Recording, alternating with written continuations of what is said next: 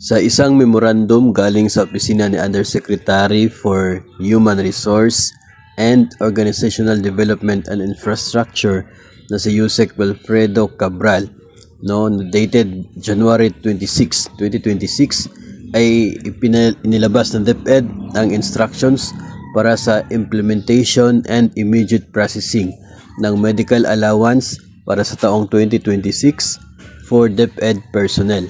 Mababasa po natin sa memorandum na ito galing kang Yusek Cabral na pinapabilis po, pinapadali ang pag-process para sa medical allowance dahil ito ay nais na mai-release bago pa man ang katapusan ng quarter 1 sa taong 2026, subject to the availability of funds.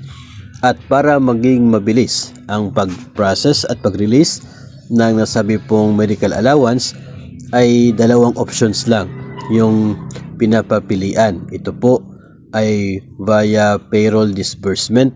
Pwede po doon sa individual na pag-avail ng HMO through renewal o kaya ay pagbili ng bagong HMO. At pangalawa ay yung cash payment, kasi dadaan pa rin sa payroll disbursement yung process nun. Bibigyan ka ng cash.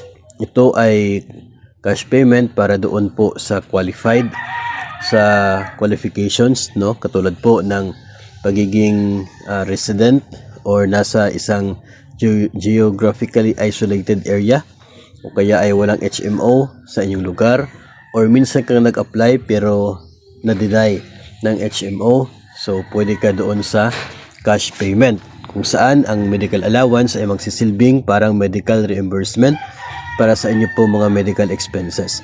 Pero kung ikaw po ay kukuha ng HMO, ay pwede naman po, any amount ay pwede, sapagkat nakasaad po sa guidelines ng medical allowance na hindi po kukolektahin sa inyo yung sobra sa 7,000 na inyo pong matatanggap, kung kayo po ay kukuha ng HMO. So ito po ay mabilis kasi na paraan, yung group procurement kasi ay matagal ang process dahil kailangan pa mamili ng HMO kung saan po mag-procure ang agency.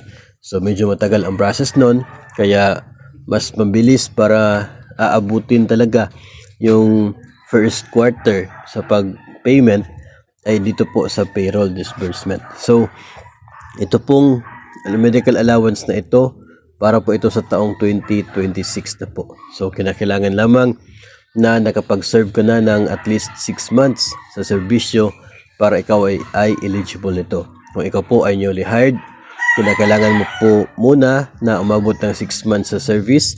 At kung ikaw naman po ay planong mag-resign o mag-retire, dapat ay effective sa July hanggang sa December.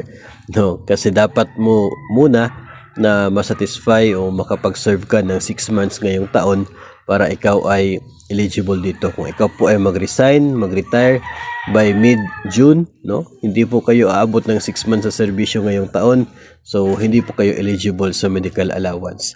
Mas safe po kung effective July and up yung retirement or resignation para may makukuha pa na medical allowance. So kayo po huwag ma-surprise kung hinihingi na ng inyo pong mga division offices ang registration form ninyo para sa medical allowance ngayong taong 2026 dahil ito po ay by instruction of the central office na i-process na para mabayaran na ang medical allowance.